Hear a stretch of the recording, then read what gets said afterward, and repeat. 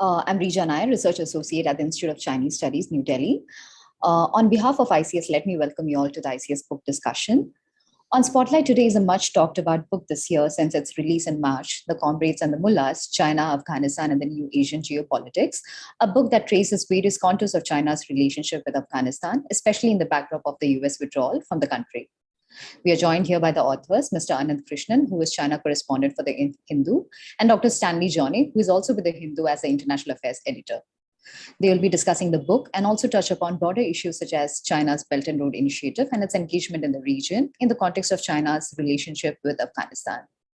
Joining us as a discussant this afternoon is Dr. Andrew Small, Senior Transatlantic Fellow with the German Marshall Fund's Asia Program. His research focuses on Chinese policy in South Asia, US-China relations, Europe-China relations, and broader developments in China's foreign and economic policy. Finally, to chair the discussion, we have with us Ambassador Vijay Nambiar, former Ambassador, High Commissioner to Afghanistan, China, and Pakistan, and currently Honorary Fellow at the Institute of Chinese Studies, New Delhi. Before I invite the chair to begin the proceedings, I would request all the participants to remain muted throughout the event. To pose your questions during the event, you may send in your queries, comments via the chat box or use the raise hand option during the Q&A. Please unmute yourself only when called upon to do so by the chair. I will now invite the chair to begin the proceedings. Over to you, sir. Thank you. Thank you, Rija. It's a great privilege for me to be here to chair this session, this book discussion by the book of Dr. Stanley Johny and Dr. Ananth Krishnan and Mr. Ananth Krishnan, and to have as discussant Dr. Andrew Small. Now, you know, the poet-philosopher Allama Iqbal in his Javed Nama described Afghanistan as the heart of the living body of Asia. He says, Asya ik paikar abo gilast, millati Afghan darunchi dilast. If that heart, he said, was enabled to flourish, it would bring bounty to all of Asia. If it was diseased, it would infect the entire continent. Now, this is true, and during much of the last half century, we've known this truth. Both the Soviet Union, the British in the colonial times, the Soviet Union and the US, Afghanistan has remained diseased on the one hand due to the greed, ambition, and hubris of outside great powers, and on the other, by the fractiousness, corruption, religious bigotry, and fundamentalism of the country's own leaders. As a result, the country has been denied even the basic institutional structures of stable governance, and its people left on the edge of survival, suffering endemic conflict, abject poverty, and inexcusable social and economic backwardness.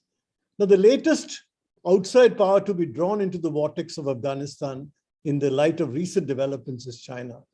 Will the recent enhanced Chinese engagement with Afghanistan also be like that of most outside powers of the past, one of exploitation and hubris? Or will China learn the lessons of the past and strive to bring a new experience of healthy and fruitful engagement with Afghanistan, and in the process bring bounties to the region as a whole?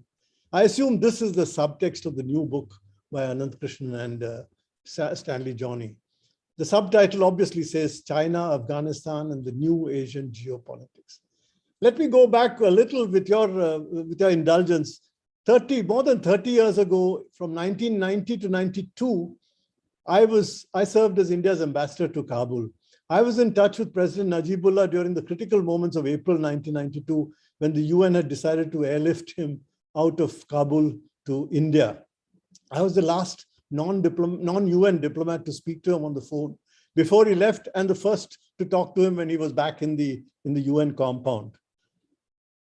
Though at that time, a clear assurance was provided by the Indian mission in Islamabad to the UN that Najib would be welcome to India, his actual move from Kabul was entirely the responsibility of the UN, which they botched up, of course.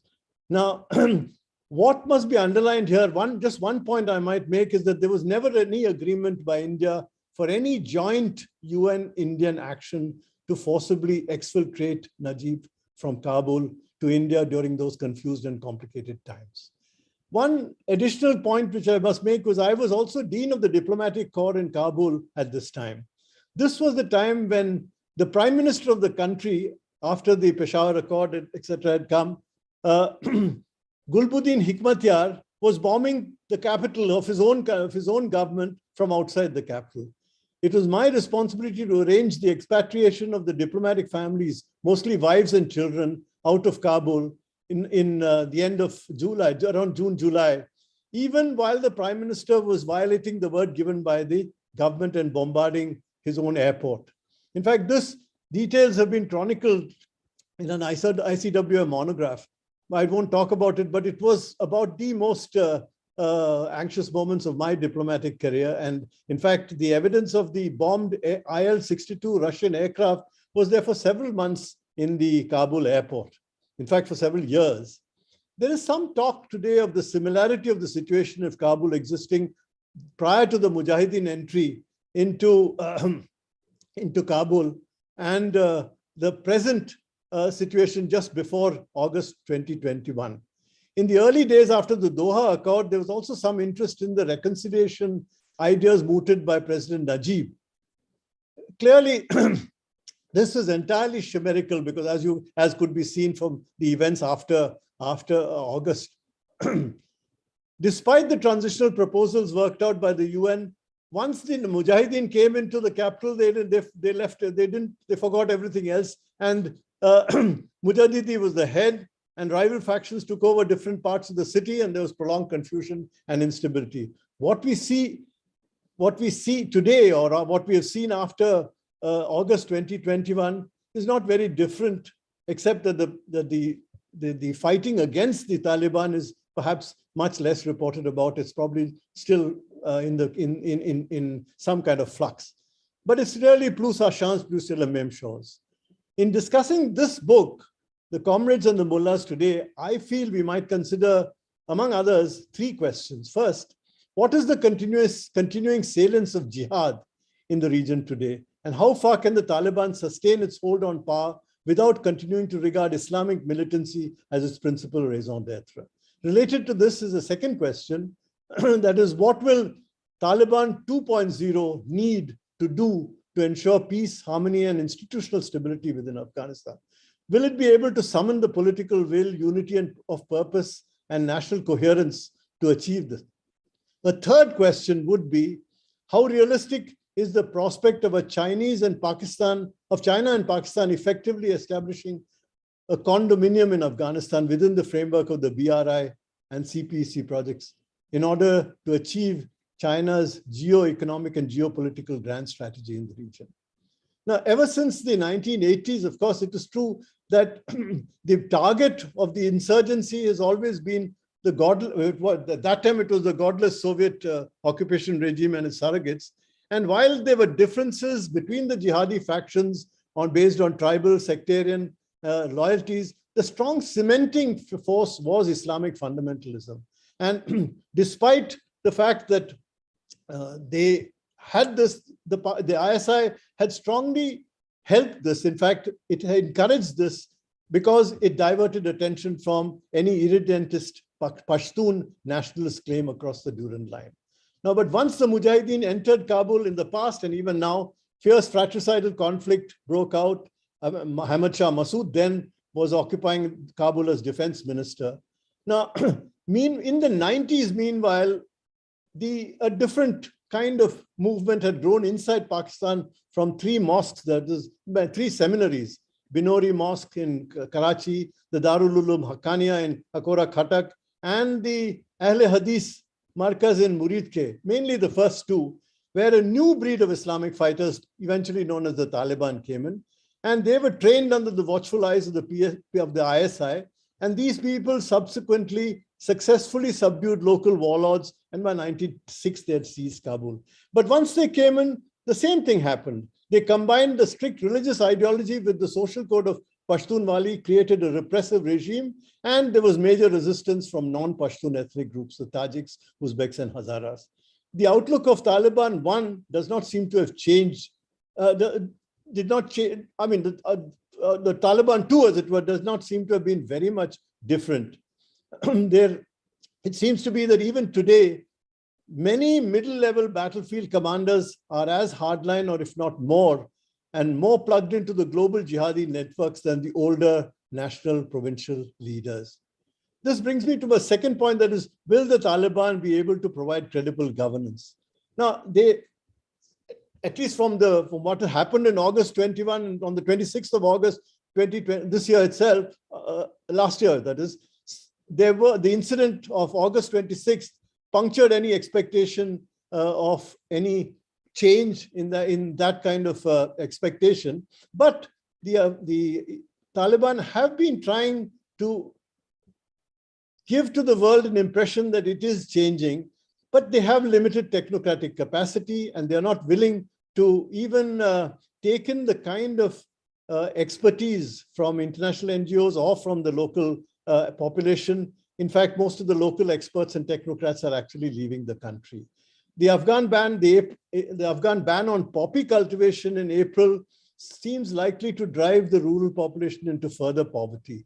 And in fact, middle-level Taliban commanders and rank-and-file fighters are in fact being denied their traditional sources of money-making. And this is likely to actually foment discontent.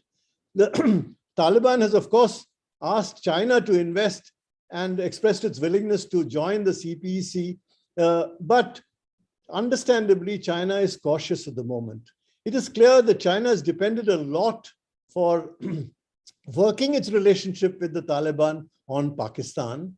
And it is trying increasingly, even before the Taliban came in, it had actually almost over 2 decades steadily increased its trade relations, as well as had many understandings with the earlier governments on covering gas and oil operations. And more recently, it has shown great interest in getting access to Afghanistan's rare earth resources. Now, how far is this kind of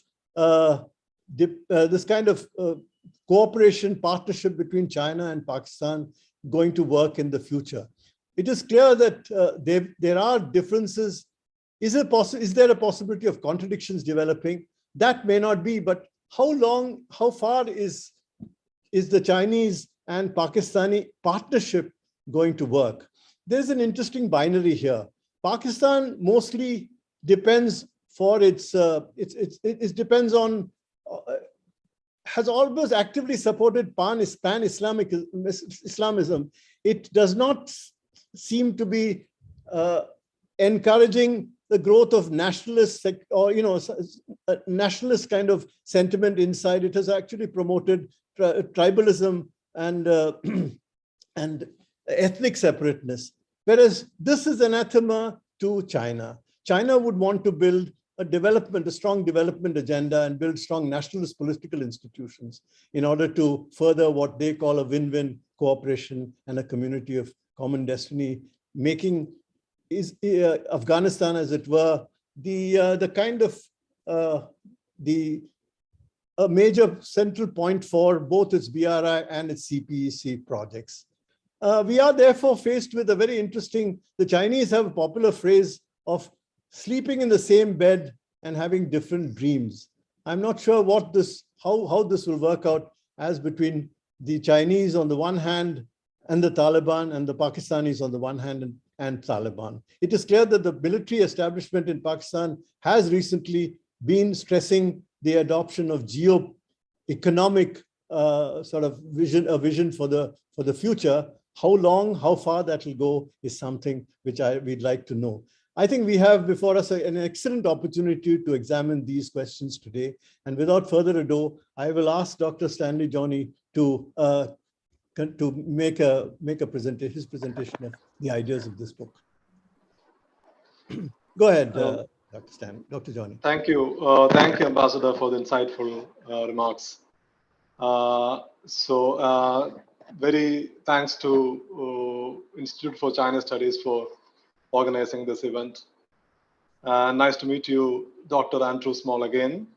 Ananth, Ambassador Kanta, thanks to everybody for being here. So we actually, we started discussing this book almost a year ago. It was in June, I think, me and Ananth. So the Taliban were advancing in Afghanistan. They hadn't taken over Kabul yet, but the Taliban were making steady advances, especially after the United States started withdrawing its troops, particularly in the northern provinces, which remained the center of anti-Taliban resistance in the 1990s. So it looked like the Taliban had a plan. And the assessment at that time was that, I mean, we read about intelligence assessments, Western intelligence assessments, saying that the Afghan government could survive up to 6 months once the Americans are gone. So even those assessments were eventually predicting that the Taliban would take over. So the question we faced, I've been writing about the Islamic world for quite some time, and Ananth has been reporting from China for quite some time. So we were looking at what does what do the changes that were underway in Afghanistan, what does it mean for Asia and especially for India? And Afghanistan particularly has a very interesting history. It is, as Ambassador Nambiar pointed out, it is it is at the center of Asia. It is at the heart of Asia. Geostrategically speaking, it is at a very important location. And Afghanistan in the past had seen several great power interventions. And the story of Afghanistan is not only about these interventions, but also about resistance. So the book we actually opened with the British, the first Anglo-Afghan war, the British invasion of Afghanistan in the 19th century. So we saw the British going to Afghanistan in the 19th century, and the Soviets going there in 20th century, and the Americans in 21st century. And there were similarities between these three interventions. So the British went there as part of the Great Game with Imperial Russia, went there and then got rid of Dost Muhammad Khan's regime and then established a pro-British monarchy in Afghanistan, but it didn't survive. After a few years, the British had to withdraw, and then Shah Shuja's regime fell. Dost Muhammad Khan was back in power in Afghanistan. And the Soviets, again, after the communist takeover of Afghanistan, the Soviets went there in 1979 in December. So apparently to salvage the communist regime in Afghanistan, they also orchestrated a coup. They were not particularly happy with Hafizullah Amin. Hafizullah Amin he was ousted from power, he was killed. And then Babra Karmal was reinstated in Kabul. But eventually we knew that the Soviets also couldn't sustain in Afghanistan. So 10 years later in 1989, the Soviet Union was forced to withdraw from Afghanistan. And the Soviet intervention in Afghanistan, on the one side, when the Soviet Union steadily expanded its influence across Central Asia to Afghanistan, on the other side, the very Soviet intervention opened up opportunities for the United States and its allies. So the Americans, the Saudis, and the Pakistanis, they all came together. They started supporting the Mujahideen against the Soviets. And the Soviets, eventually, they were forced to withdraw from Afghanistan in 1989. So in 2001, the Americans were going to Afghanistan. The Americans went there, they ousted the Taliban government, and then got a new government in place. So you had elections, you had parliamentary elections, presidential election, the Islamic Republic of Afghanistan was born, etc., etc. There were changes. There were talk about stability in Afghanistan finally. But we knew that 20 years down the line, the Islamic Republic also fell and the Taliban are back in power. So what we, at that moment, when we started discussing the book, talking about the book, the Taliban hadn't taken over. But by the time we started writing the first chapter, the Taliban were there. At least in that sense, we had some certainty. So we faced with the three questions. One is, of course, this interesting element of Afghanistan's history. So in this book, we try to trace it back to, there are some references to the British invasion, but basically we are tracing it back to the Soviet intervention in Afghanistan.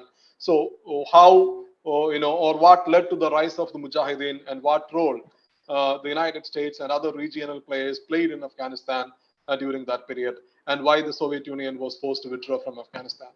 And secondly, as we saw, the great powers had come to Afghanistan and then were forced to withdraw from Afghanistan. And the United States is the world's preeminent military and economic power. It is the largest economy and world's most preeminent military power. And 20 years, the United States were in Afghanistan, was in Afghanistan. And after 20 years fighting the Taliban, the United States actually withdrew from Afghanistan. So what does it mean for China, which is, of course, from a conventional point of view, China is the most important strategic competitor to the United States. And Afghanistan is also in China's backyard. China shares a very small border with Afghanistan. So while the United States withdrew from Afghanistan, on the one side, China got rid of the United States, its main strategic competitor from Afghanistan, from its backyard. But at the same time, the return of the Taliban, what does it mean for China? Or what role China is going to play in Afghanistan? A country that had seen great power interventions or great power interests for centuries. So this is the second question. And then thirdly, what we looked at is how India looks at these developments in Afghanistan. So we agreed that the return of the Taliban, the withdrawal of the United States, and the return of the Taliban were one of the most important geopolitical developments of the 21st century. And India, which is in Afghanistan's neighborhood. So what does it mean for India? Because historically speaking, India had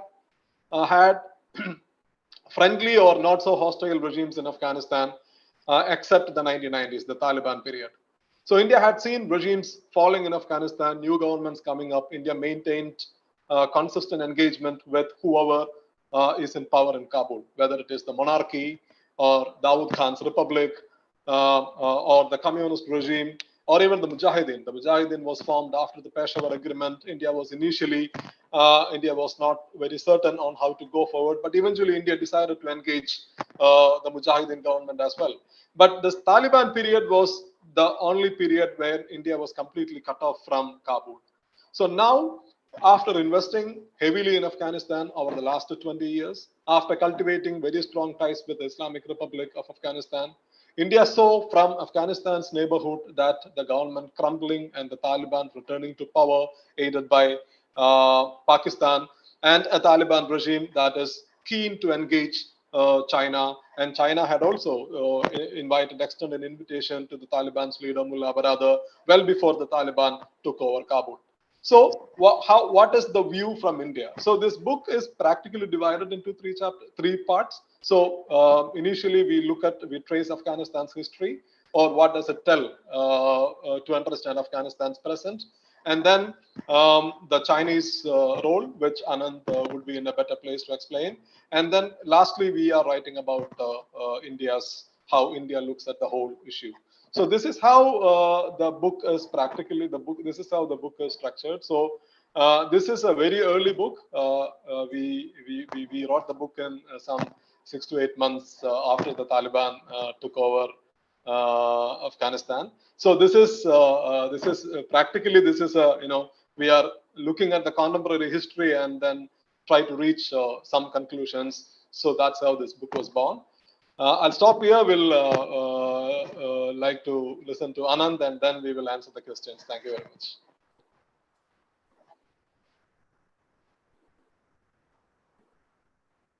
Yeah, thank you. And now I call on Ananth Krishnan to make his presentation. Thank you. Thank you, Ambassador Nambiar. Thank you also to ICS, to Ambassador Kanta for having us today. And also to Andrew Small, who I should mention, he's been doing such great work on China and Pakistan and China and Afghanistan, and we followed his work for quite a long time. And if you've read the book, you'll see that we've interviewed him as well and quoted him quite a bit for his insights. He's done so much work on this area. So I'm really glad that he could join us today. As Stanley mentioned, I think this project kind of grew out of both of our curiosity about the China-Afghanistan relationship. And that was something that was underlined with the July meeting of the Taliban delegation who traveled to Tianjin at this very interesting time. And I think it sort of really piqued both of our interests. And we thought we'd have a lot of time to work on this and see how this develops. But I think that was kind of cut short by the fact that the meeting happened on July 28th and Kabul fell on August 14th and 15th. So that was 16 days. So then our publisher at HarperCollins said, can you do this faster?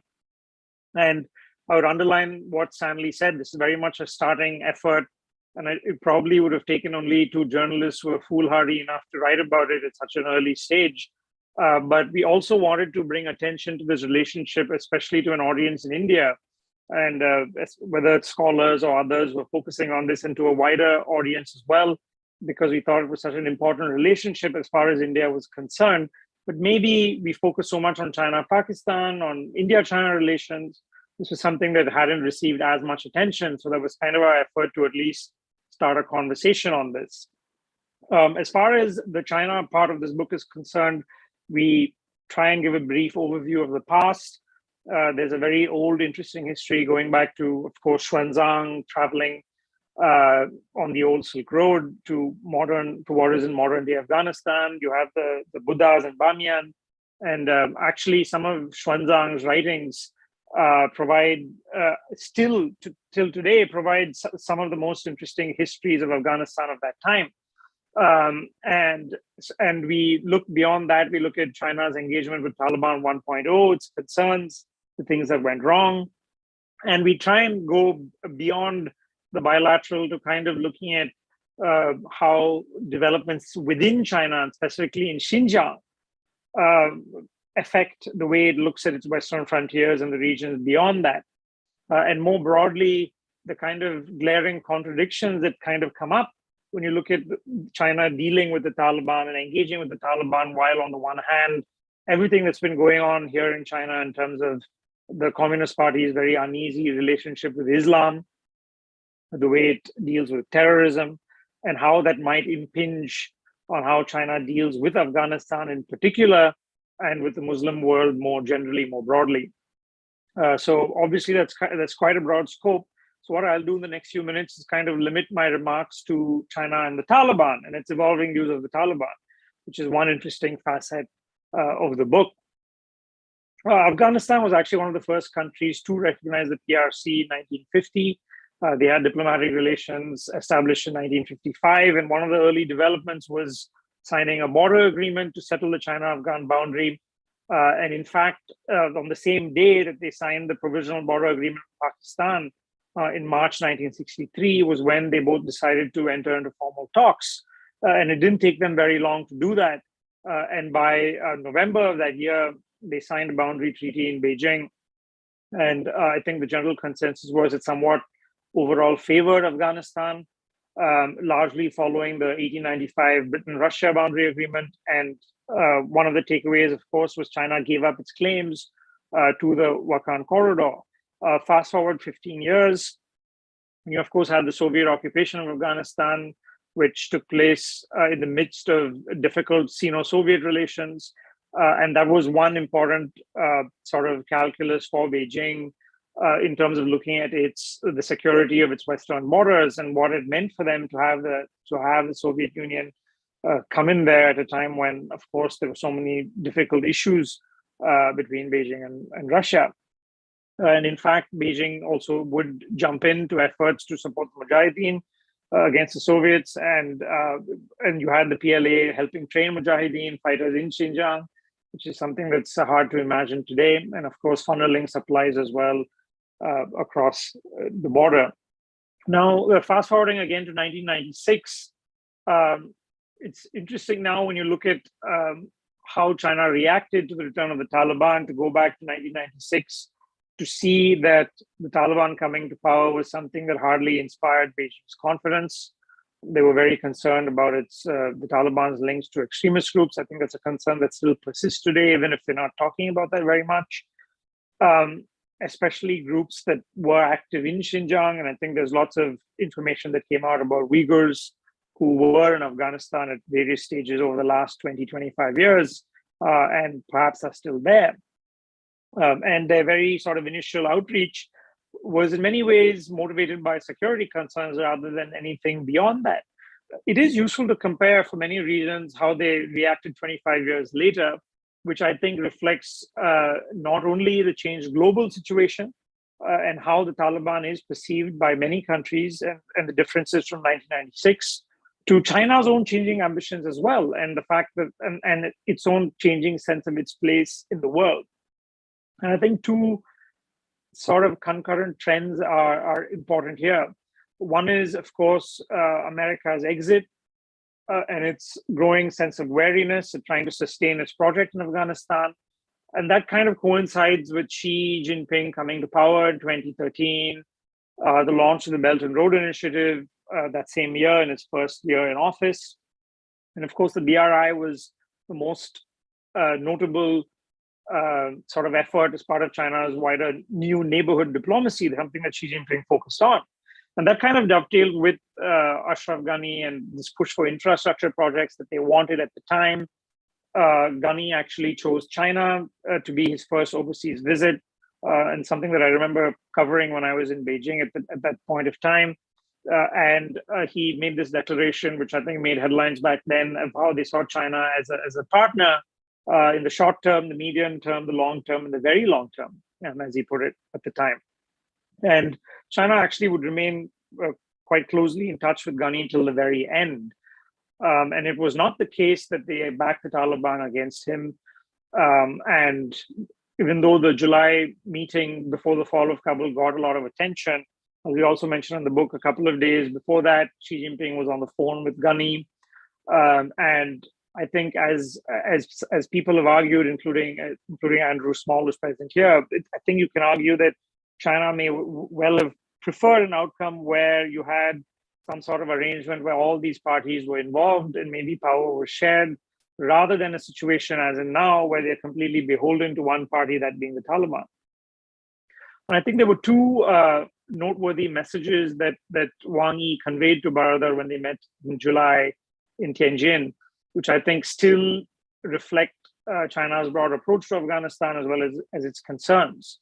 I think one point that they've underlined then, and they keep on continuing to underline, is the fact that it is to be celebrated that Afghanistan now belonged to the Afghan people and its future was being decided by Afghan people, not by others. And secondly, the expectation from Beijing that the Taliban would make a clean break, as he put it, with all terrorist organizations, and particularly with the East Turkestan Islamic Movement. Even if they said that publicly, I think on the second factor, especially the comments from Chinese experts, and we detailed some of those comments, is I think a realization that there are severe limitations in terms of the Taliban doing so. And I think that the consensus among many of the experts in Beijing actually is a sense of caution against assuming that Taliban 2.0 was fundamentally different from the first iteration of the Taliban, despite what they were saying publicly, and essentially that their character remained the same. And this kind of contrasts with some of the public statements you had from China that were hailing their return. And I would argue that in some ways, perhaps that was driven more by just a sense of schadenfreude at the US exit, at the messy situation that they saw, which for them was a great propaganda win, to kind of show that American power was declining and to kind of caution American allies and partners of where the US was at this moment. And I think it's quite telling that even to this day, every statement that comes out of Beijing, including something that maybe we can talk about, this new regional forum that they've been leading of foreign ministers of neighbors of Afghanistan, they make it a point to mention American irresponsibility and the kind of commitments that America still owes for the mess that it caused. But I think beyond this sort of outward celebration, it was interesting to see that the return of the Taliban sparked quite a range of reactions in China, and I'll conclude kind of trying to reflect some of those reactions. For many Chinese commentators, memories of Taliban 1.0, the destruction of the Buddhas, especially, the public executions, etc., all of that remained very ingrained. And of course, this is part of a broader wariness of extreme Islamist groups. And truth be told, I think it's more than a wariness of extreme Islamism. It's a wariness of any kind of Islamism. And you see that in the way that people in China speak about China's own Muslims, both in whether it's the Uyghurs in Xinjiang or the Huis in Ningxia, and the kind of tone and the kind of description that you see, which are quite common in China. But that did not stop the state media from doing its best to kind of reframe what the Taliban were. And that was, of course, because they wanted to portray the return of the Taliban as a win for China and as a humiliation for America. As part of that, they were trying to remake the Taliban in some ways, trying to dilute their hardline Islamist views, and instead describing them as people from the grassroots. And that was a theme that was very, very common in the last, you've seen that everywhere in the last 12, 18 months. This was, and you even had some Chinese nationalists compare the Taliban's victory to that of Mao's communists in 1949, saying that they similarly represented the masses, they represented the grassroots, and they fought against a corrupt regime that was being propped up by imperialists, just as in 1949. So those were some of the parallels. And you even had, just as a tidbit, you had Wang Yiwei at Renmin University, who wrote about, he made this bizarre claim, I'm not sure where he got it from, but he made this claim that the Taliban today were more inspired by Mao's Red Book than they were by the Quran. And that kind of created a bit of a stir. And then finally, that post that he made was deleted. We still don't know whether it was by him for the backlash that he caused, or whether it was by the censors. They thought it was a bridge too far. So a lot of this is actually hype. And one of the points that we wanted to make in this book is, every time you have a discussion about China and Afghanistan, you have talk of the mineral resources, you have talk of them sweeping in, taking it over. But the kind of minimalist point that we wanted to make was, don't believe the hype. And that if you look at China's investments in Afghanistan, it's still paltry in terms of what they've invested in Pakistan. If you look at their biggest projects in Afghanistan, the copper mine or the oil basin, a lot of it hasn't really taken off. Even when you had American troop presence and arguably perhaps more security than we have today. And if you look at recent bombings in Pakistan that have targeted Chinese nationals and Chinese projects, the reports in the Chinese media suggest a sense of wariness of Chinese investments even in Pakistan. And even though you've had Chinese delegations going to Afghanistan, exploring mining and the like, I think we're still far away from them going in a big way and committing financial resources and committing their personnel there. So we are at the situation where, on the one hand, you've had China milking the situation in Afghanistan as a way of critiquing US power, as a way of critiquing the US position globally. But then on the other hand, you still have a sense of wariness and caution from a number of informed Chinese observers that China should tread carefully, that above all, they shouldn't repeat the mistakes of the West or have a sense of hubris that they can commit billions or commit people to go in a big way, and to be very careful in the way they engage with Afghanistan, even if their ambitions, of course, are very different from what they were 25 years ago. So it is a sense of a contradiction and a complicated situation, and that was kind of what we were trying to bring out. And I think I will stop there. Thank you, Ananth, for this very good summary of the Chinese perspective. It's clear that the Taliban have actually sent out many assurances to the Chinese that they've against any interference in Xinjiang, etc. But that I don't think it has yet been been sort of seen as quite credible so far. And I think I'd like Andrew to come at this stage and perhaps tell us how he sees the thing from particularly the China Pakistan connection, and how credible a kind of a possible coordinated operation would be. Andrew, yeah. Thanks very much, Ambassador, and thanks to ICS and Ambassador Kantha for inviting me to join. Thanks, Ambassador Nambiar, for the introduction and the generous words from Ananth, and delighted to join Stanley again for a discussion on this too. Before I get on to answering that question and a couple of others, I of course have to start just by saying what a really excellent and very useful book this is. I think the usual problem with the book publishing cycle is that it would normally take a year or so after events like this to be able to have a work that tries to step back and contextualize and make sense of them. So I really have to commend the authors for turning around something so comprehensive at such speed. I think, as I mentioned on another occasion, it's one of the only occasions where I was recommending the book even before reading it, and so eager for an advanced copy of the text myself that I was in touch with Ananth ahead of publication, and it certainly lived up to expectations. This overall subject is a kind of difficult jigsaw puzzle, and I think the authors really did manage to assemble all of the different pieces: the Afghan history, China-Pakistan dimension, the Xinjiang dimension, US-China, India-Afghanistan, Xi Jinping's early time as party secretary and how it plays into Chinese strategy, and a lot else beside. And I think it just really struck me as a great example of how to combine expertise effectively and quickly to illuminate a very complex geopolitical subject and to get the pieces really in the right proportion. I think this wider topic, though, China-Taliban relations and really even the China-Afghanistan relationship is not one where we've had an up-to-date text, even one in recent years until this book came out. And although I'm sure that we'll have other authors digging in more deeply on what's underway right now and the first year and things, I do think, notwithstanding all the emphasis that the authors as well have placed on the speed of this, I think this book is really going to be a reference point on the subject for some time to come for anyone coming to this subject. My problem as a commentator on this, though, is that I really agree with a lot of the author's analysis. So I do not have major points of pushback to the framing that they have in the text. And in fact, I realized during another session on the book that I had the opportunity to join, I was kind of itching to defend the text from other points of academic critique. So let me instead highlight a couple of important takeaways, some of which I think Ananth has kind of emphasized as well in his introductory comments in particular, and a couple of these kind of where are we now points, because we are now well into the first phase of the Taliban's rule in the country. And so there's a bit of an opportunity to take stock, even at this stage, a number of months after the authors finished the text.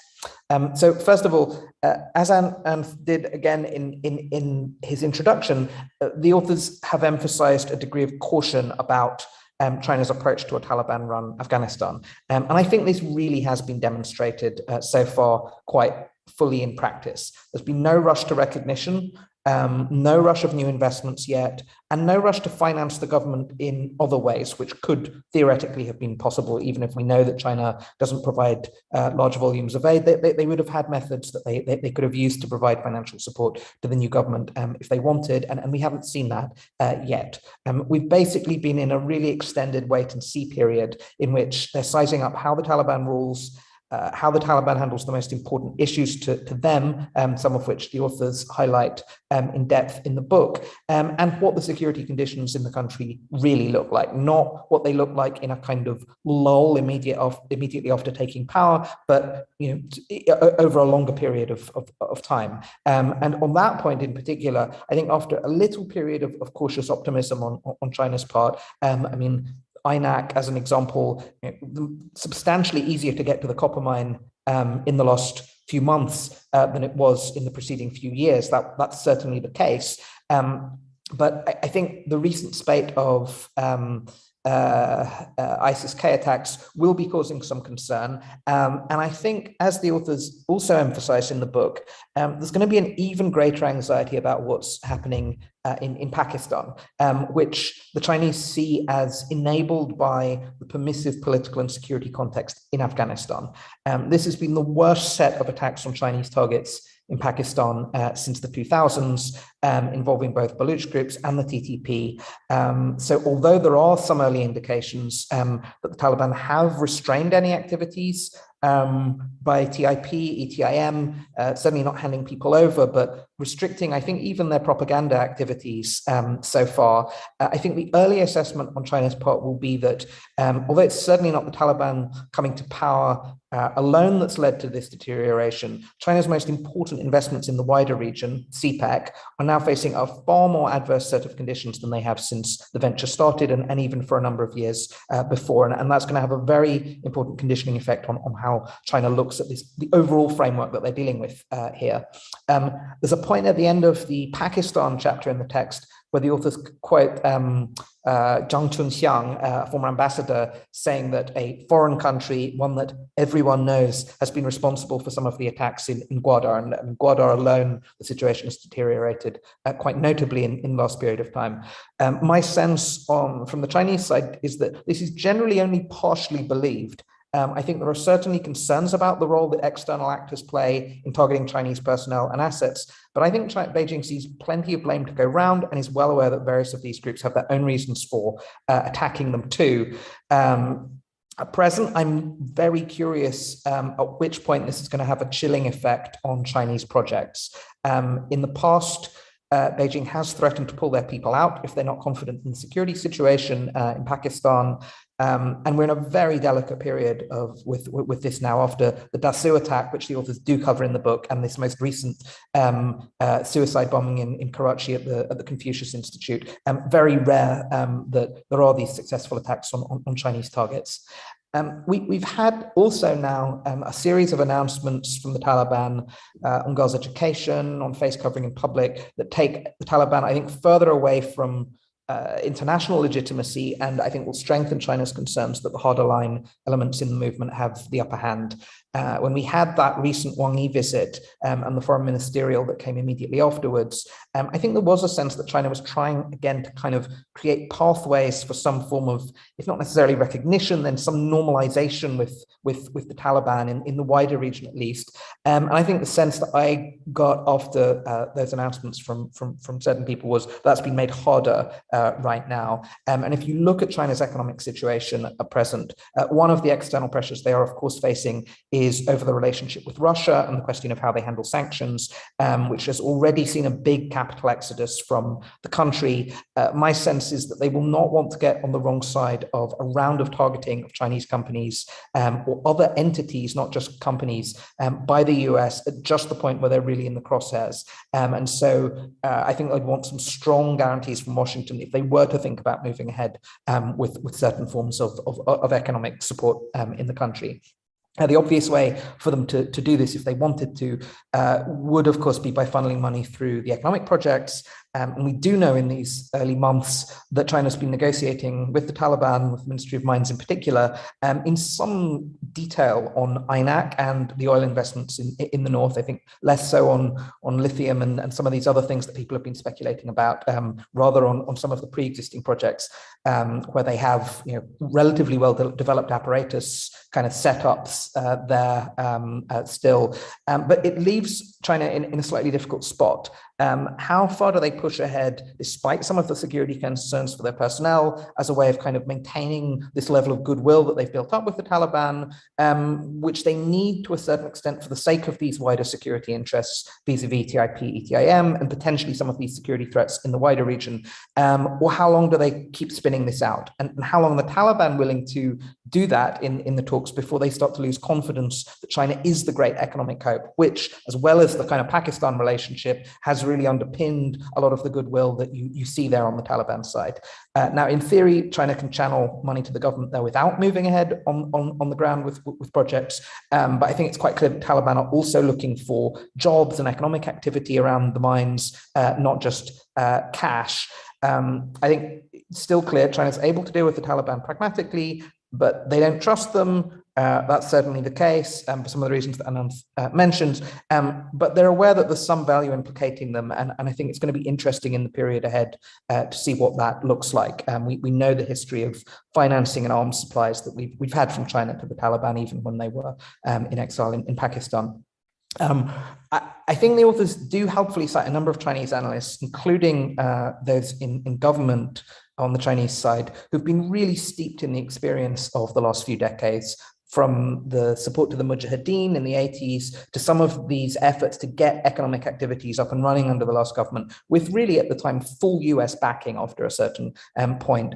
And these are people who know the logistical and capacity issues, let alone some of the political volatility issues, which the Chinese side, I think, had really desperately hoped would be fixed by some kind of political settlement, either before the Taliban took power or very soon after they took power, whether that was actually realistic or not. So I do think, with the exception of some traders who've been kind of rushing in, we've kind of heard the stories of some of these people going in since the Taliban took power, there is also just, as Chan Feng, one of the scholars that the authors cite, says, just a bit of a sense of wariness about any notion of filling a vacuum, the sense that this is a trap, in fact, that the US might want China to step in even more actively. And I think this sense of need to learn historical lessons, whether these are the right historical lessons or not as well. And also to a certain extent to balance relations with different groups in the country over time rather than putting all of their eggs in one basket. I think all of these dimensions are clearly not going away anytime soon. There has clearly been a lot of hubris in Chinese foreign policy in the last few years, but I think the one area where that has actually diminished, if anything, is the expectations of what China's involvement in economic development can actually achieve if the right conditions are not in place, including, as Ambassador Nambiar mentioned in his introduction, some of the technical and technocratic capacity issues that they're dealing with in Kabul at the moment. So to finish, I mean, I think we do have to keep challenging our assumptions on all of this and monitor very closely what's actually moving ahead on the ground in the bilateral relationship, without ourselves falling into the trap of believing that some of the more expansive claims for what the Taliban hope China will do will necessarily be borne out by reality. I think we can hypothesize the conditions in which that could happen and where Beijing could have that confidence, but I don't think we've moved so much closer to that in recent months. On some dimensions, particularly politically, we've arguably moved further away. And none of this is to say as well that China won't be playing a bigger role in Afghanistan. I think it will. I think there is a kind of, whether it's a condominium or not, a deep level of coordination with Pakistan on some of these questions. And I think there's just a self-conception, as Ananth said, that China is simply a more important power now and has more capacity to influence developments and should influence developments. And we're already seeing that. But I think if you want to make sense of what that might all amount to, Ananth and Stanley's book is really the best place to start. And I'll wrap up there. Thanks. Well, thank you, Andrew, for that very, very compact and very, very well sort of thought out comments on the book and as well as on the current situation. There's just, before I start to open up the session to questions, there's just one question I wanted to mention, or one or two questions. One is, of course, China has more recently sort of posited a whole theory of constructive intervention. It has talked about what it is called constructive intervention. And Taliban, Afghanistan would be, in fact, just the kind of place where such a constructive kind of an effort by Pakistan and China to prop up, to help the Taliban government get some of the get its act together, as it were, would be.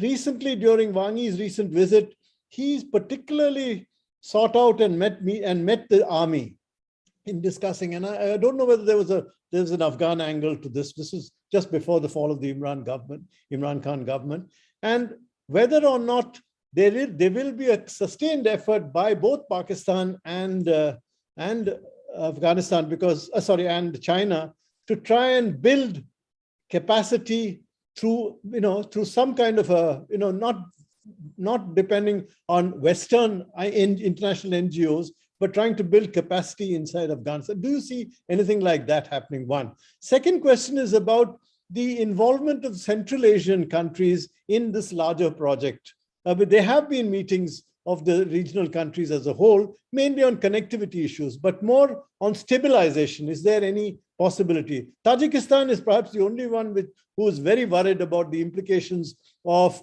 the absence of stable nationwide control, as it were, by the Taliban, and that's implications for extremism in Taliban and in Tajikistan. That has been happening. But how do you see that happening? Either Ananth or Stanley or Andrew could perhaps comment on that.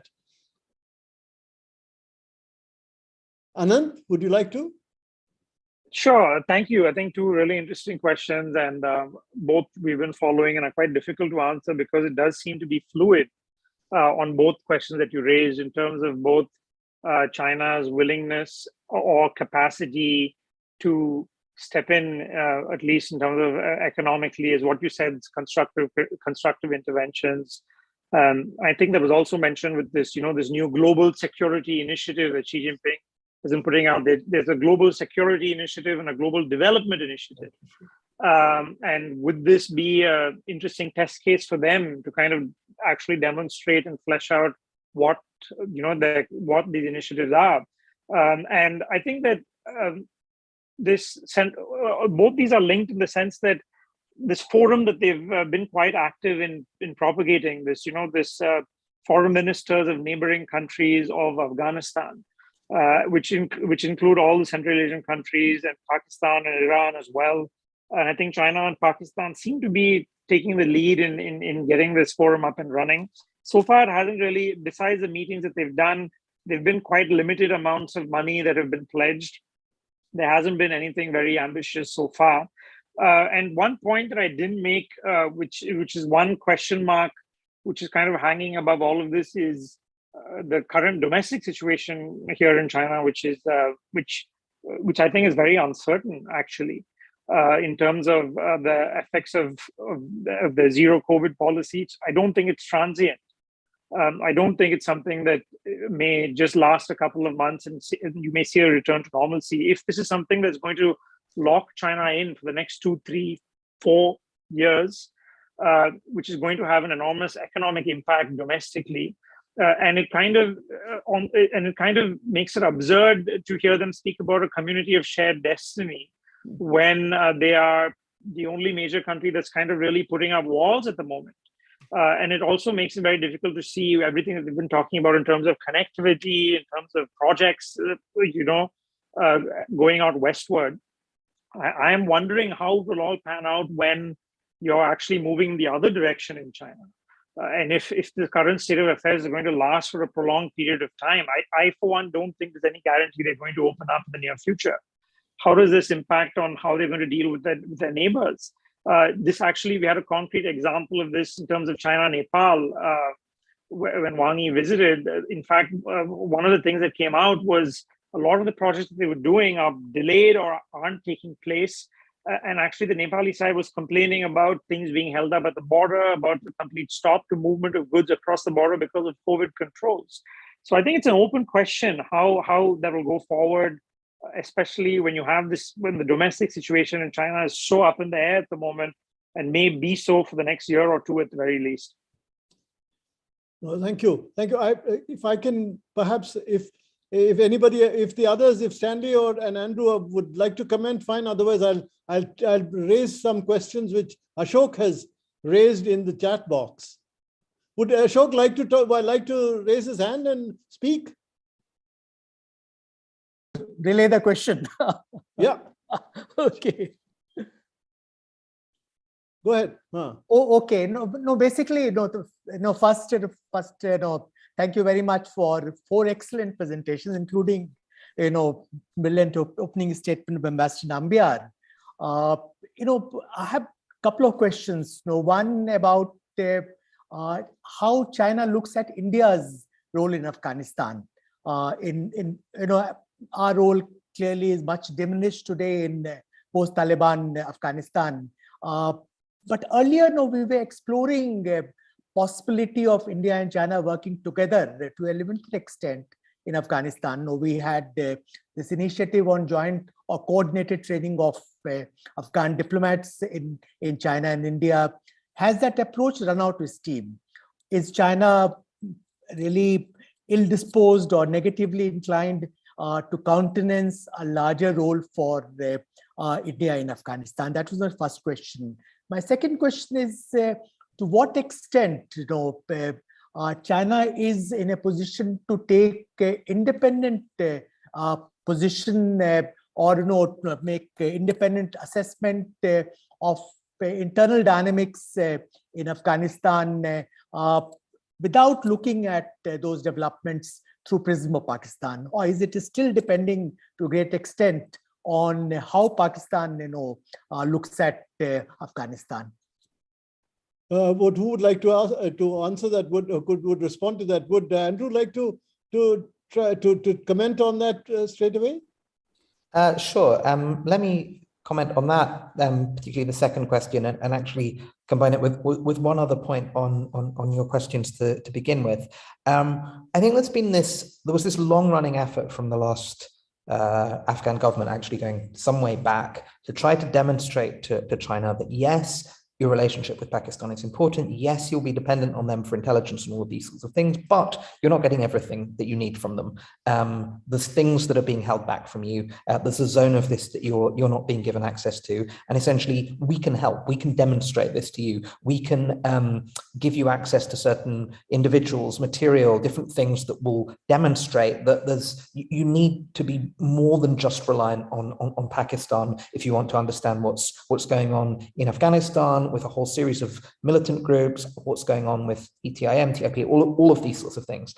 And my sense is that China was actually somewhat persuaded by this. Not that they would again break. They continue to be extremely closely coordinated with Pakistan on all of these things, but they need something that goes beyond pure reliance on Pakistan. The problem is, it's hard for them to do this and get this right. The judgment calls that they're supposed to be trying to make on intra-Taliban dynamics on various groups and things like that, as Ananth mentions in the book. It's just very hard for them. They don't have a background in this. They don't have the depth. They don't have the relationships. And this actually also came out during the peace talks as well. It became very clear in the engagement that they were having in some of these reconciliation processes and things. They just couldn't really do the constructive engagement at the level that they would have liked. They didn't. There were things that they could do and the things that they couldn't. And I actually think their confidence in what they might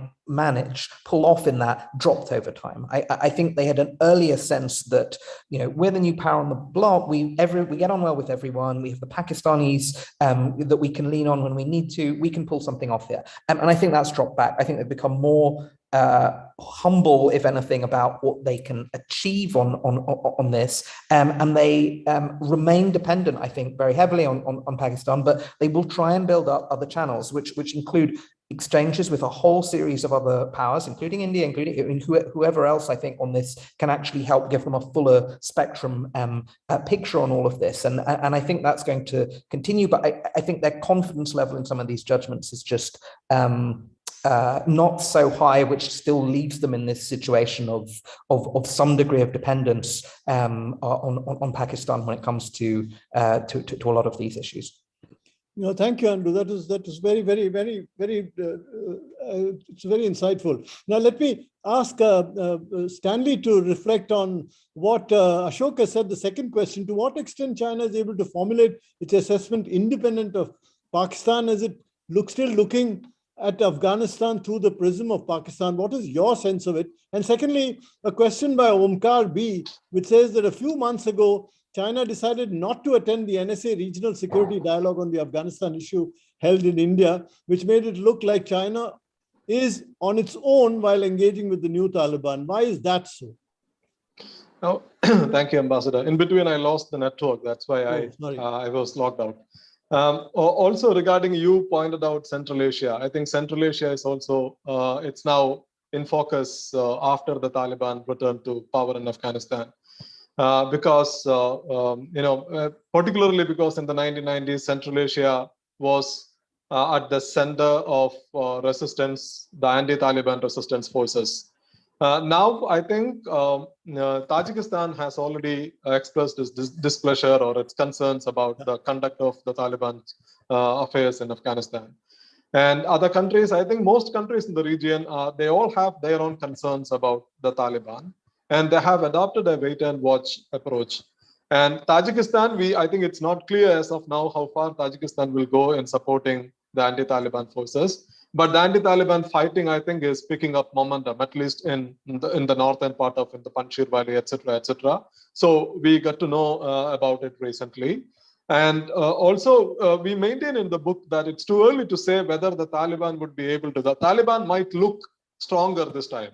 They control more territories. They don't face the kind of resistance they faced in the 1990s, but still it's not easy. It's far from a conclusion to make that the Taliban would be able to stabilize Afghanistan. So that is something we have to see. So in that sense, depending on how the Taliban would be able to stabilize Afghanistan, Central Asia would play an important role in Afghanistan. Secondly, China. I think China Of course, China also sees Pakistan as a very vital partner in the region. And as of now, given the very deep ties, very deep cultural and military ties between the Taliban and Pakistan security establishment, the Chinese had also worked through Pakistan. But it doesn't mean that China would be, or China would like to be forever dependent on Pakistan, or would continue to look at Taliban through the Pakistani prism. And Pakistan also has its own problems, which we came to know recently, that after the Taliban took over Afghanistan, there were growing number of attacks by the Pakistan Taliban inside Pakistani territories, and Pakistan had carried out airstrikes across the border, and Taliban had warned of retaliation, etc., etc. This is not to say that the relationship between Pakistan and the Taliban are breaking down. No, nothing like that. But at the same time, there are contradictions between even the Pakistani-Talibani relationship as well. So China, on the other side, I think the Chinese would like to look at, as I think Ambassador pointed out, that the Chinese would like to look at Afghanistan, or the Chinese would like to have some kind of, a functioning governance system in Afghanistan that could stabilize Afghanistan, that could build institutions of governance, so that the Chinese, so once if the Taliban managed to stabilize Afghanistan, the Chinese would be willing to make investments or stay engaged in Afghanistan. Whereas Pakistan has completely different interests, I think. On the one side, Pakistan wants Taliban to remain a proxy so that the Pakistanis would be able to extend some kind of strategic depth into Afghanistan as well. And on the other side, Pakistan would not like to have any kind of security challenges. We all are faced with uncertainty. I think at least these countries, at least China, Pakistan would stay put, would continue to stay engaged to deal with Afghanistan on the one side. Central Asian countries and India on the other side would take a wait and watch approach to see whether the Taliban would be able to stabilize Afghanistan. Thank you. Thank you. The principal question, of course, here is whether the Taliban itself is one entity, or is it a function of several entities which are regional commanders, etc. The fact that there is no major opposition to the Taliban does not really make it into a power that has coherence inside the country, and that seems to be the biggest problem. And that is where the problem of faced from the ISK and others, which countries like the countries of Central Asia and Tajikistan are very worried about. This, in fact, you've answered even the question which has been posed by Yerzhan Shangiev in terms of what are the implications of the BRI for Central Asia and the development of Chinese-Afghan relations. I don't know if Ananth would like to reflect on Central Asian BRI in Central Asia and how critical it would be the developments in Afghanistan would be. Of course, Jyoti Gupta, another person, a doctoral candidate from JNU, wants to know whether China's political, strategic, and economic role during Soviet intervention, besides providing arms to the Mujahideen, how does that stand, and whether that will help it at all at this stage? Would Ananth like to discuss this? Sure. I think on the Central Asia part of it, last month, there was actually quite an extensive sort of blueprint or plan that came out after you had this meeting of the foreign ministers of Central Asia and China and Pakistan and Iran in Anhui in southern China. And they came out with something called this Tunshi initiative for Afghanistan's economic reconstruction. And if you look at that, they've actually sort of flagged specific projects. And I think that was kind of their first sort of attempt to say that they want to do these concrete things. Of course, it's a different question how many of these will materialize. They mentioned the Turkmenistan, Afghanistan, Pakistan, India pipeline. They mentioned the power transmission project from Kyrgyzstan. So there were these projects that they flagged. And it seems to me that the Chinese were trying to sort of give them a nudge or say that, listen, let's try and demonstrate that we can actually, do things together and come up with concrete examples to show that, we can all work together. So it will be interesting to see how these things take shape. but there was an attempt by them last month to actually flag these specific things that each of these countries were going to do. And I think it'll be interesting to follow that. To Ambassador Kanta's question, which is an interesting one about on China, India, and whether they can work together in Afghanistan. When Wang Yi visited Delhi in March, it was quite interesting to see that he mentioned China, South Asia +1 projects, which was this thing that came up in 2018 at the Wuhan summit, where they said they would do this big project. And if I remember right, initially in Wuhan, we were briefed to kind of say that this would be an infrastructure project, possibly in solar or energy. But it was interesting to see that over the weeks and months that passed, it kind of got whittled down bit by bit. And finally it was, I'm not quite sure what the backstory is, but it finally ended up being something where they were training diplomats, which to me sounded far less ambitious than what was said in the aftermath of the summit in Wuhan.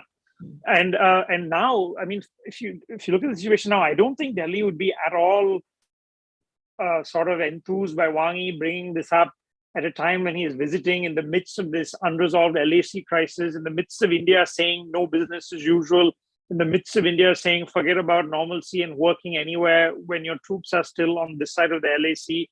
For him to bring this up now, I just don't see. I don't see this sort of going very far, given the state of relations at the moment.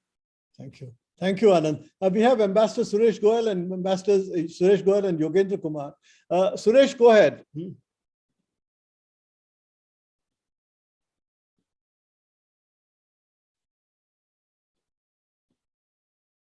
Hello, Suresh. I don't know if Yogendra, can you? Okay, done. Thank you. Good, Suresh, come on, go ahead. Thank you very much, sir. My question may be a bit theoretical, I don't know, but I'm rather concerned by the fact that our current day analysis, when we talk about Chinese foreign policy approaches, even in the case of like Afghanistan, seem to be really more of Xi's initiatives. What Xi Jinping is doing, and we all know that given the current power that Xi Jinping holds, the foreign policy is practically Xi Jinping. Now, my question is, Xi Jinping may be there for a few more years, maybe a few more years, but does it mean that the Chinese approach to Afghanistan, is it actually a national approach with a large consensus in the Politburo, or is it actually Xi Jinping's initiative limited to him really? I'm not certain that Xi Jinping's ambitions have taken him to sup with the devil and make peace with Taliban, which probably China wouldn't have done despite the long history of what they have done with the Mujahideen. As I said, I will be very brief, but this is what I really think about. Thank you. Thank you, Suresh, for that question, which is quite a challenging one. But anyway, let Yogi also make his question, and then we'll ask somebody to answer, to respond to it. Yogi, would you like to speak?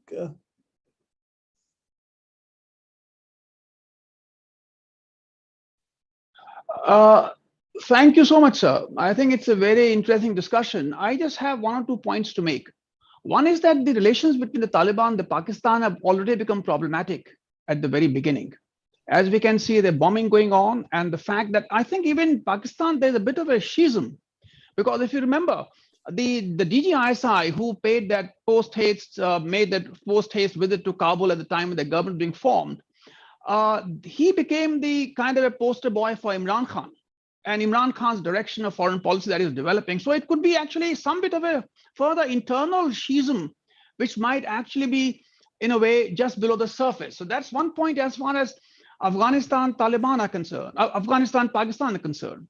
The second point is the fact that now you find attacks taking place in Kabul itself, which is actually under Siraj Haqqani's control.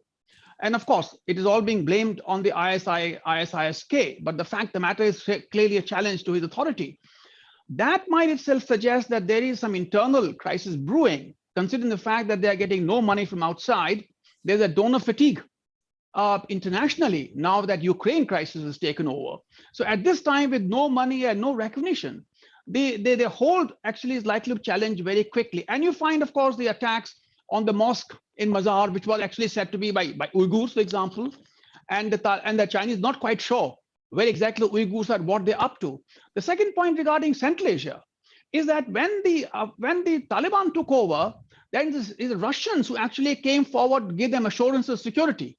Now, Russians are very much weakened by what's actually happening in Ukraine. So my point actually is that now that you find that in the case of Tajikistan, the Chinese actually have moved into the Gorno-Badakhshan area on the border areas, and they're actually coming into the Wakhan corridor, that side as well. So the Chinese creeping into this area basically means, to me, suggests that they are still actually holding the guard up. They're not quite sure how things are going to develop. And the Taliban actually seem to be moving into kind of limbo, considering the fact that the Pakistanis themselves aren't quite sure the direction in which the Taliban regime actually is moving. The fact, last point, the fact that now they are becoming more conservative, the Taliban policies, to me it suggests it's a bit of a replay of the Taliban 1.0. They are reflecting the disappointment with any external support to them to assure the regime. Thank you, sir. Thank you, Ambassador Yogendra Kumar and Ambassador Goyal have presented. Would Ananth and Andrew perhaps reflect on some of the implications of these questions? Maybe I'll leave the latter part of it to Andrew, but I'll give an unsatisfying response to the tough question about how much of this is Xi Jinping and how much of it is the rest, which is I honestly don't have the faintest idea in terms of the dynamic, how much of it comes from him and how much of it might outlast him, given that, I mean, he might be here for God knows how much longer. So I honestly, my sense is I think it's very difficult to say with any degree of certainty how much of this may or may not be his personal initiative and how much of it might be something broader than that. So that's all I'll say on that, and I'll hand to Andrew. Okay, Andrew. Okay, so on that one, let me be horribly speculative and say that my sense is that Afghanistan policy is not kind of hugely Xi Jinping centric. It's kind of, a lot of this stuff gets slightly, I mean, not ignored, because, I mean, there was a point in which it achieved a certain level of political salience with the US withdrawal, but I found most of the policy over the years to be quite rooted in the expertise that does exist on the Chinese side in different bits of the system, which, as I was saying before, is not enormous, but there are people who've been involved over time. I mean, military intelligence people have been involved. I mean, you talk to the people who've been around the country, shall we say, a fair bit through the decades. The MSS, and some of the people in the last couple of decades working on some of the technical economic projects as well. So it's a thin group. It's quite shallow. It's not an area in which China's really built serious capacity. I've tended to find that these people have a degree of kind of a whip hand on some of these things, that there's a level of deference to some of the judgment around these questions that is still conditioned by this abiding sense at the strategic level that is, you know, you have these kind of precepts that I think the book lays out quite strongly, which is, you know, and this goes to the other question, which is Afghanistan is an area that you contain spillover risks. The Wakhan corridor itself is kind of the embodiment of that, given that you don't develop cross-border infrastructure, you want buffers. It's mostly a kind of zone of risks, and that's kind of that's been the abiding framework, I think, for a long time. And the risks have been different risks over time, going back to the Soviet period and what those risks geopolitically amounted to, and then of course more recently some of these questions around cross-border flows, drugs flows of individuals, even though the actual the cross-border risks to Xinjiang are incredibly minimal, apart from, I think, as Ambassador Nambiar mentioned, some of what there's still this Tajikistan anxiety that's certainly there. But I think you have these kind of high-level strategic senses of things that I think go well beyond where Xi Jinping was, and then a lot of the detail I tend to find gets kind of, it feels like it's being handled by the people who actually somewhat know what they're doing with this. And when I've seen differing views in the system, it's tended to be that group with actually some knowledge about this that have tended to kind of trump the decisions.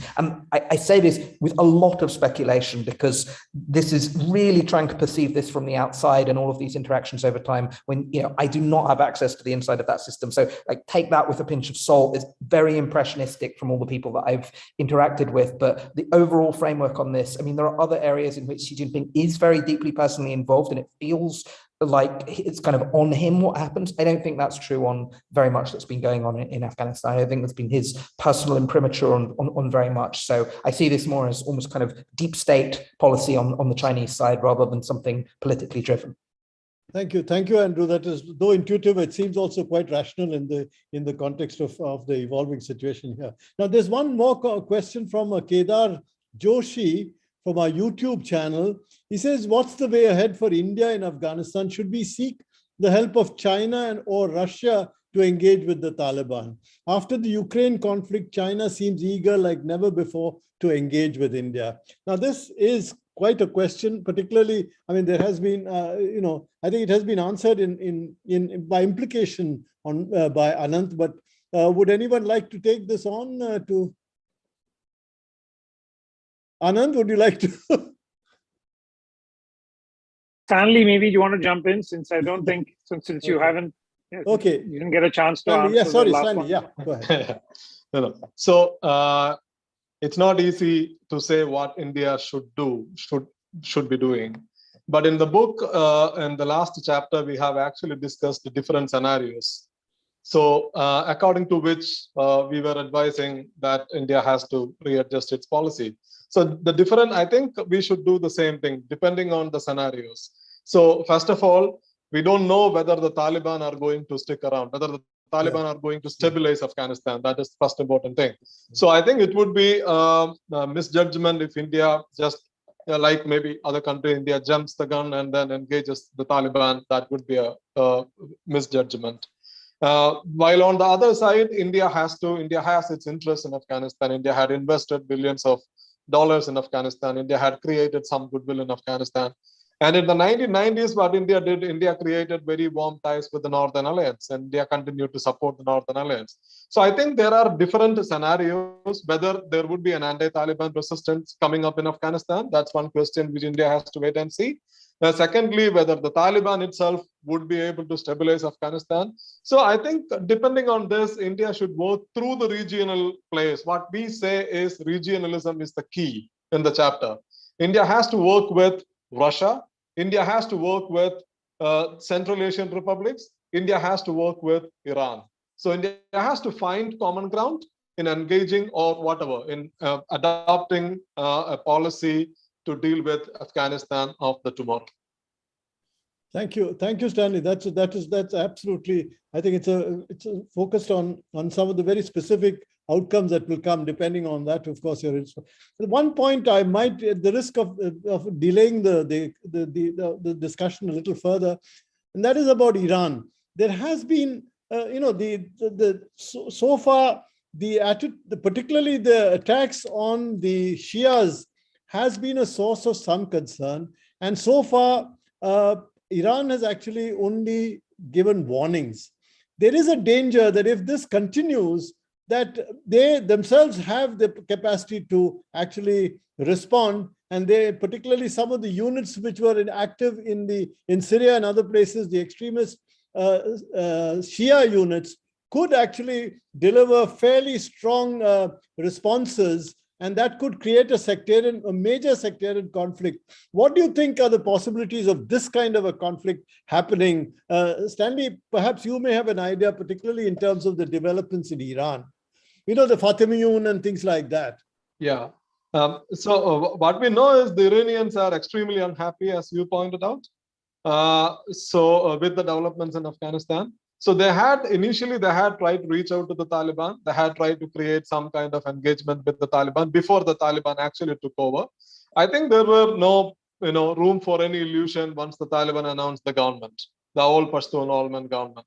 So ever since, the Iranians had started expressing their concerns, in one way or the other way.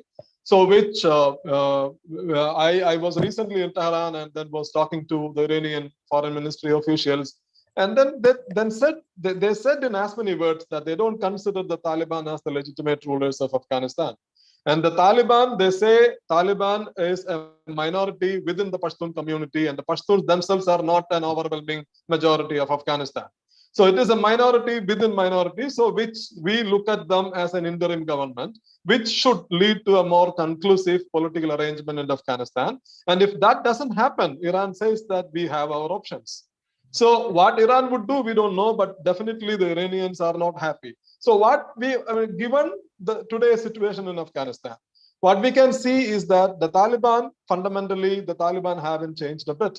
The Taliban, today's Taliban is the Taliban of the 1990s.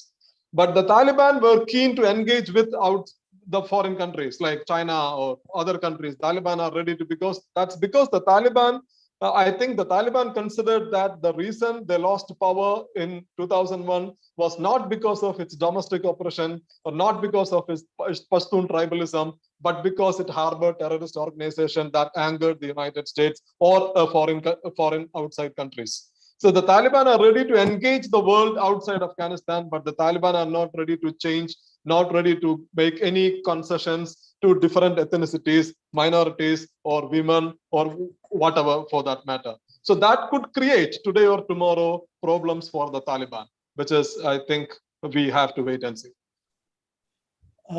I don't see any major additional questions, so I don't know whether this is the time for us to probably wind up the discussion. We've had a very, very rich discussion, and of course, the situation is so confusing and in some extent so unstable, we can't really. What I can say is that the book and the discussion today have provided us a much better, higher level of confusion in our thoughts with regard to how the present situation is going to evolve and what India, for one, should do. At least three things are very clear: that there is an evolving grand strategy which China has for the region, and that is shared by the deep state. As Andrew said, it is something which is more than just perfunctory and just something which is based on any individual. It looks like it is a deeply thought out, but at the same time based on a series of imponderables.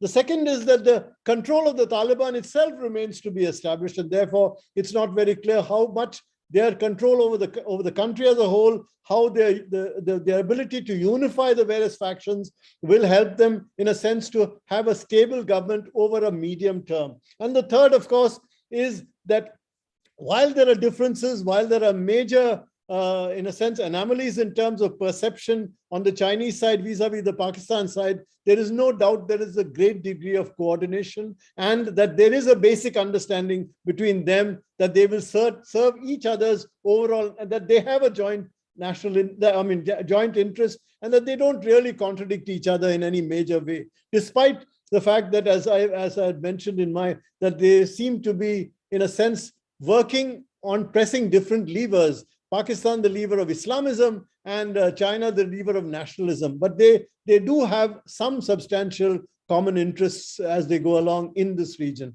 And I think that is probably the main 3 points which we should be looking at as the situation clarifies itself in the future.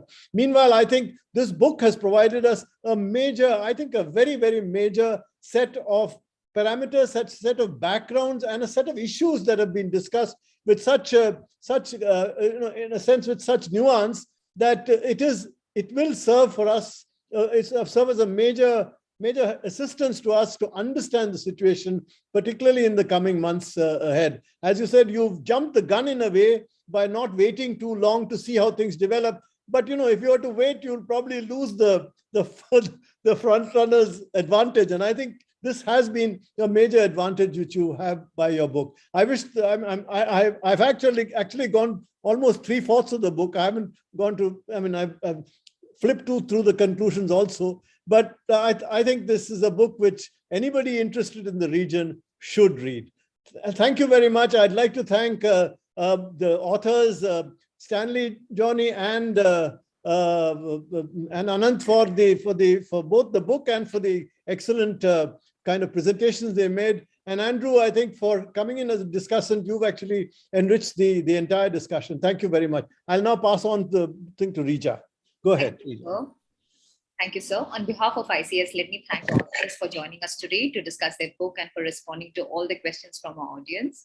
I would also like to thank Ambassador Nambiar and Dr. Small for sharing their insights on the subject and for adding value to the overall discussion.